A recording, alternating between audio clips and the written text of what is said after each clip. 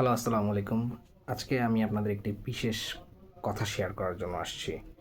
যে আপনারা যারা ব্যাংক থেকে টাকা ওঠান খুব ভালো করে মানে দেখে শুনে তারপরে টাকা উঠাবেন। কারণ ব্যাংকগুলো এমন হচ্ছে, বিশেষ করে ইসলামিক ব্যাংক, কারণ আমি ইসলামিক ব্যাংক থেকে প্রতারিত হয়েছি আজকে। তো ব্যাংক থেকে এমন হচ্ছে তারা নাকি মানে বেশি টাকা অ্যামাউন্ট দেখলে ওই টাকাটার মধ্যে আপনাকে জাল নোট বেশিরভাগ ঢুকিয়ে দেয়। যেমন আমি গতকালকে মানে 11,20,000 টাকা উঠিয়েছি। তো ওইখান থেকে মানে যখন আমি ওই টাকাটাই ডাচ বাংলা ব্যাংকে যখন ডিপোজিট করতে গেছি তখন আমাকে এই নোটটা জাল দেওয়া হয়েছে। তো ওই যে নোটটা আমি আপনাকে দেখাচ্ছি, একদম সম্পূর্ণ জাল।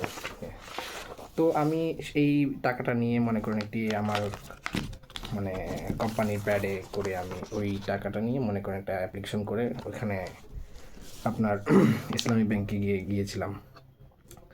তো ওনারা আমাকে জাস্ট একটা এক্সকিউজ দিল যে আসলে আপনি টাকা কেন দেখে নেন নাই। তো এখন তো আসলে ওটা বলার কিছু নেই, কারণ দোষটা তো আমার, কারণ আমি তো মানে এতগুলো টাকা 11,20,000 টাকা, 11,20,000 টাকা তো আমার আসলে দেখা পসিবল ছিল না এখানে।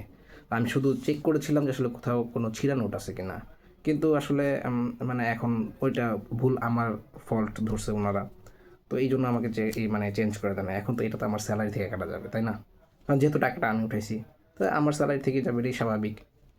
তো এখন এটা মেনে নেওয়া হচ্ছে। তো আমি আপনার জাস্ট একটা সতর্কতার জন্য আমি ভিডিওটা করলাম যে আপনারা যারাই ব্যাংক থেকে টাকা উত্তোলন করবেন, বড় অ্যামাউন্ট হোক ছোটো অ্যামাউন্ট হোক, খুব ভালো করে দেখে শুনে তারপর আপনারা টাকাটা নেবেন। কারণ আমার মতো তো আর কেউ যাতে প্রতারিত না হয়। আপনারা দেখছেন যে আমাকে জানানোটা কীভাবে করা হয়েছে। তো আর একটু ভালো করে দেখে শুনে তারপর আপনারা টাকা উত্তোলন করবেন।